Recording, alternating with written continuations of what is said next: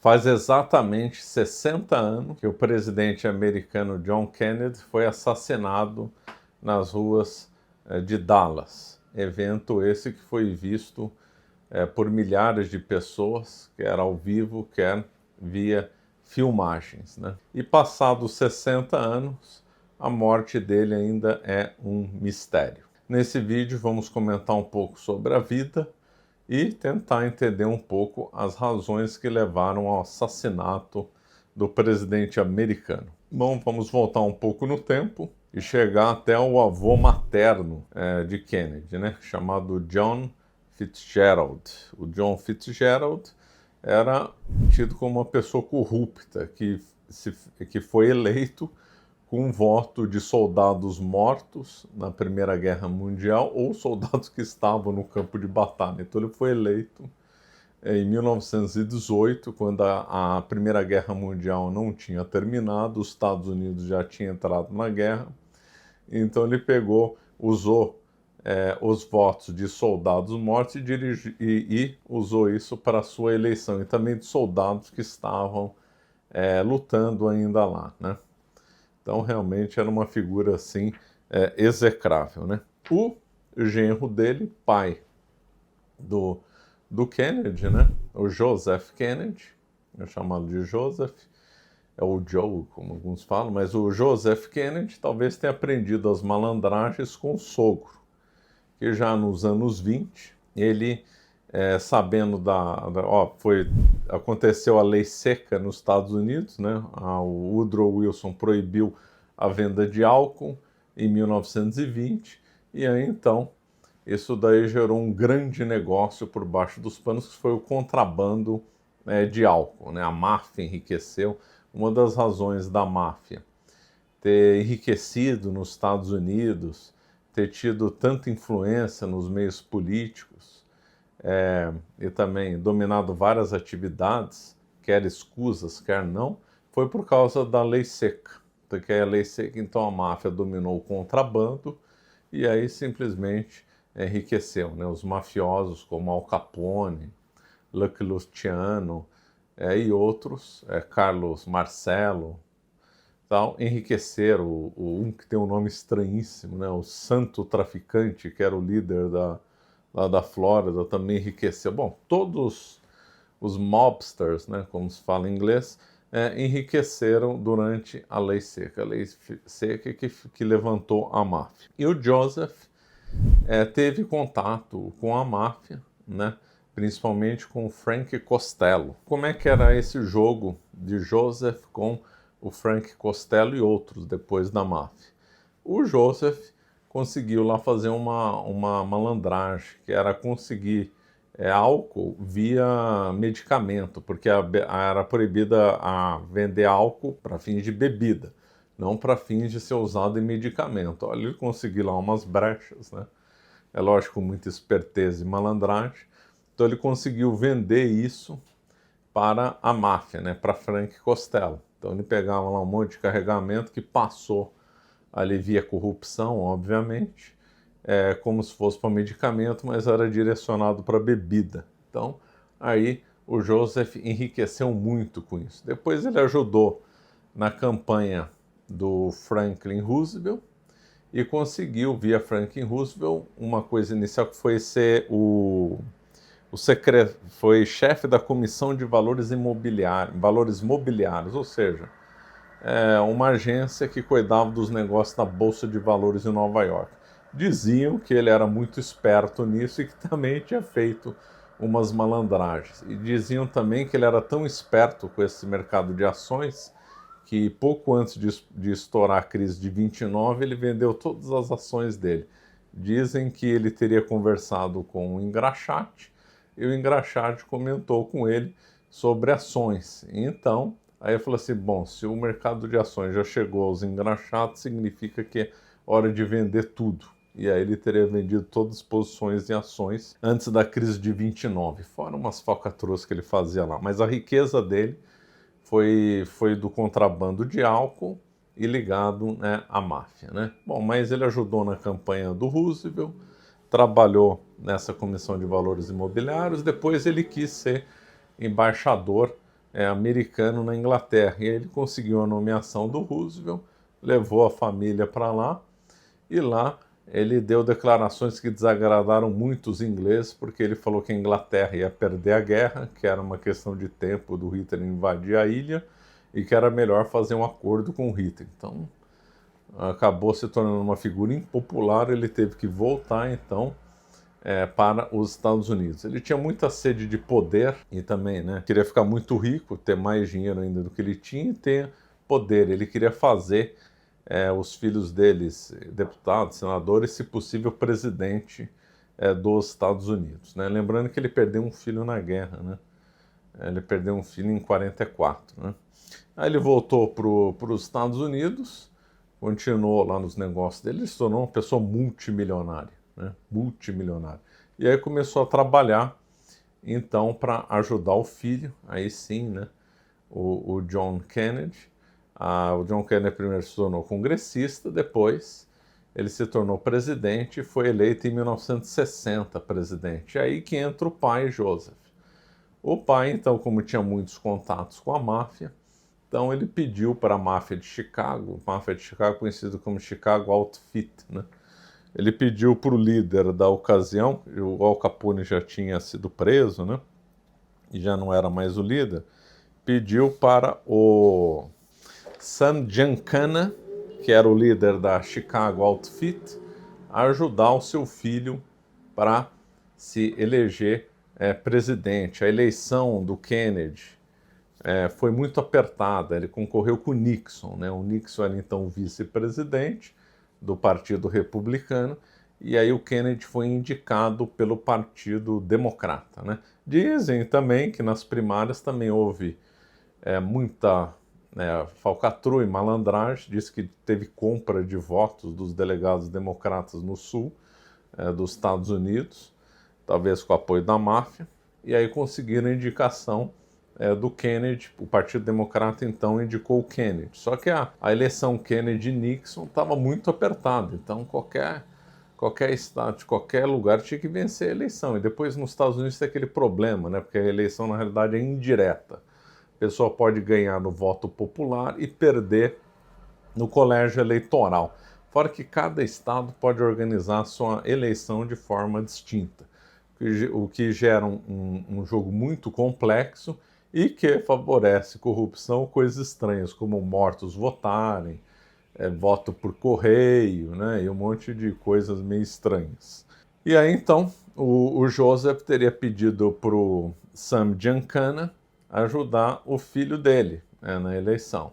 E de fato em Illinois foi muito apertado. Illinois, o interior inteiro, votou no Nixon. E em Chicago o Kennedy ganhou, por uma diferença no total do estado, uma diferença de apenas 9.000 votos. Ou seja, Illinois é um estado grande, populoso, né, o estado de Chicago. E aí o Kennedy ganhou por uma margem apertada, dizem que com o apoio do Giancana, né? Dizem que também no Texas também houve uma manobra.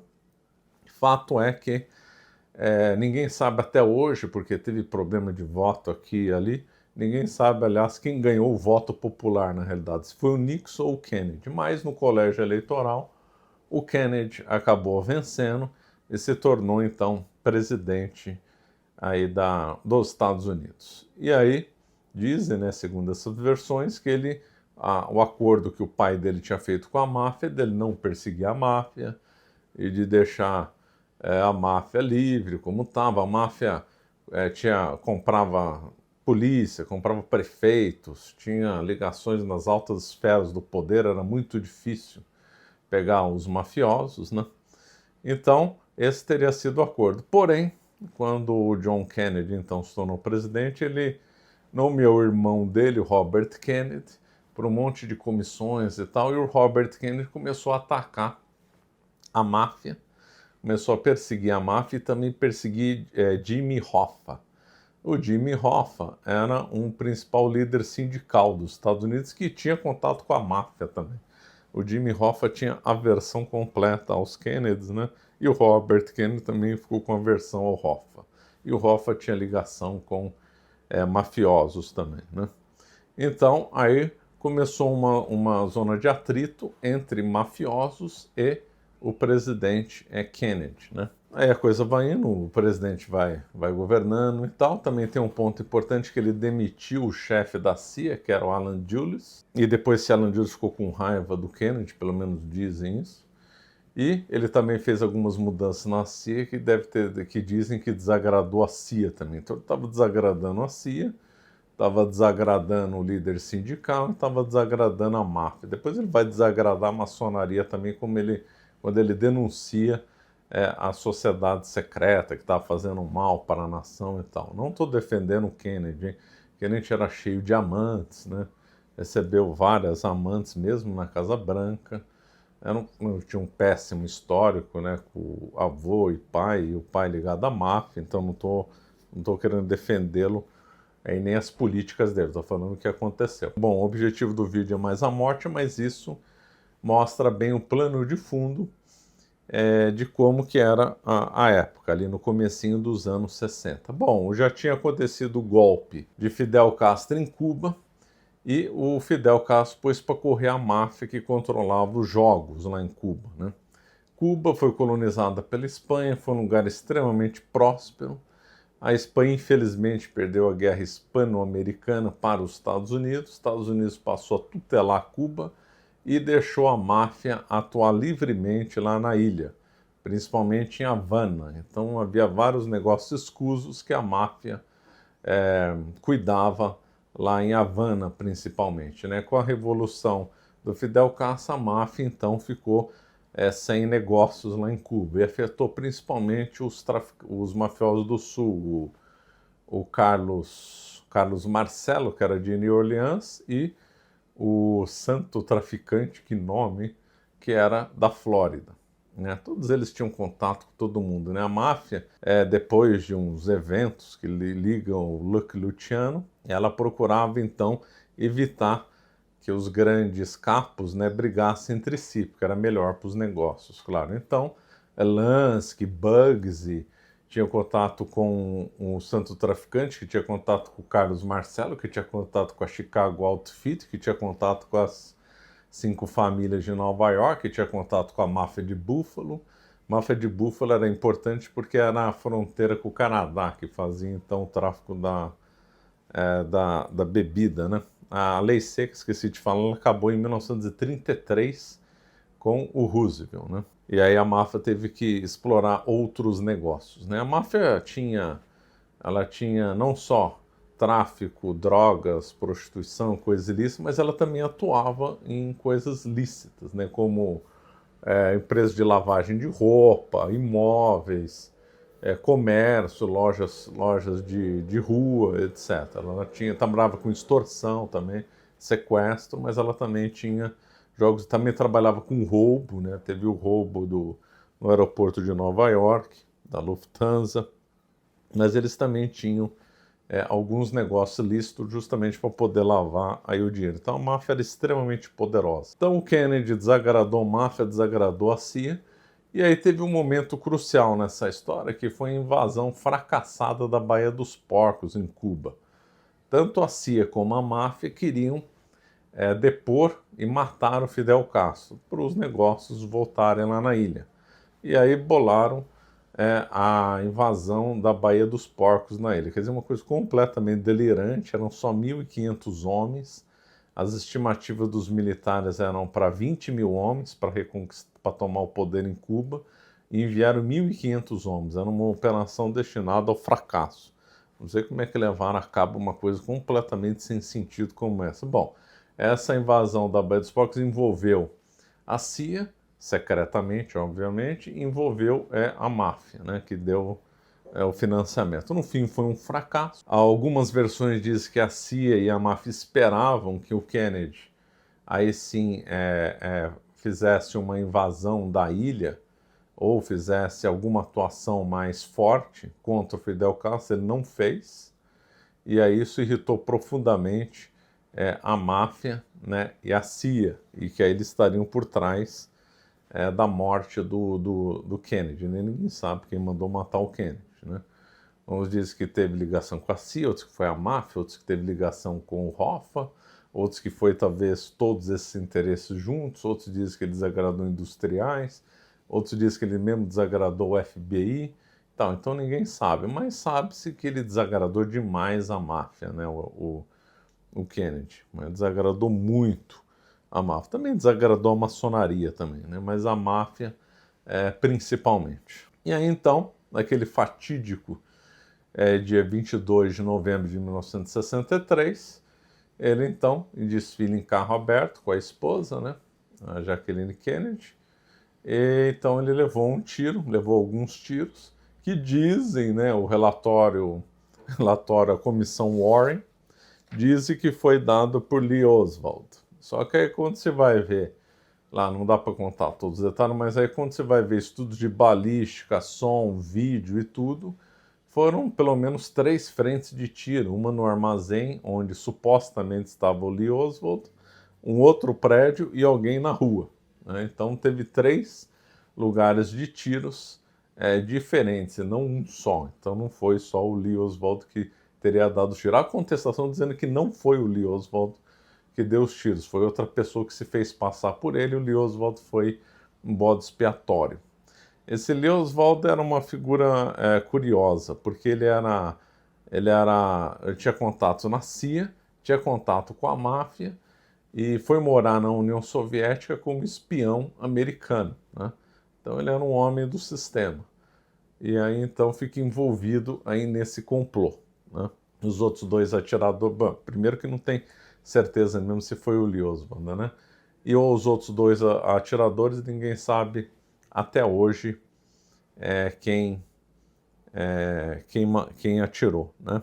Então, os tiros foram disparados de 3 fontes diferentes, isso aí dá para claramente ver nos vídeos, né? Logo depois, essa comissão Warren, quando foi feita pelo o presidente que sucedeu a Kennedy, que foi o Lyndon Johnson, teve como figura da comissão o Alan Dulles, né? Aquele mesmo que foi demitido pelo Kennedy. Então, quer dizer, o ex-vice-presidente coloca o inimigo do antigo presidente que foi assassinado na comissão para investigar um assassinato.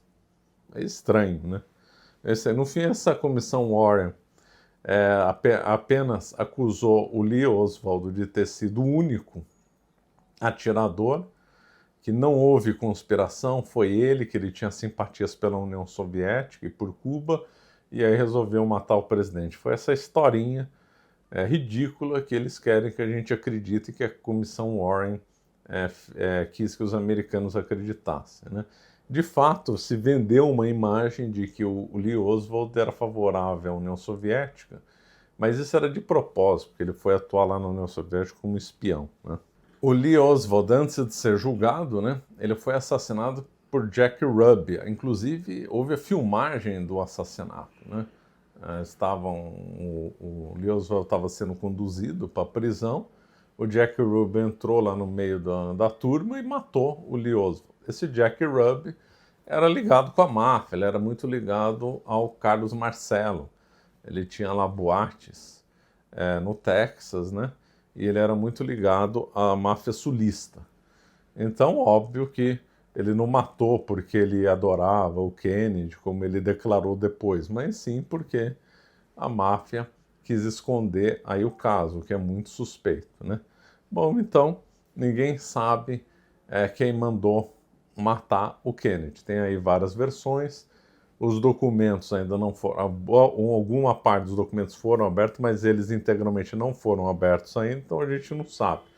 É todo fruto da especulação. O que a gente sabe é que o relatório da comissão Warren é uma peça de ficção. Ninguém acredita mais naquilo lá, né? Nos Estados Unidos, o assunto ficou meio esquecido nos anos 60, começo dos anos 70. Nos anos 80 começaram a produzir livros denunciando a farsa da comissão Warren e apontando os prováveis responsáveis pela morte. Então foram lançados vários livros, programas de televisão, e o assunto esquentou. Em 1991, Oliver Stone produziu um filme que também levantou mais questionamentos sobre a morte, então o caso está aberto aí até hoje, né? A única certeza que a gente tem é que a Comissão Warren não apurou a verdade, né? E antes de finalizar, é apontado aí umas curiosidades da morte do Kennedy com a morte do Lincoln. Então, algumas curiosidades são bem interessantes mesmo. Então, Abraham Lincoln foi eleito para o Congresso em 1846.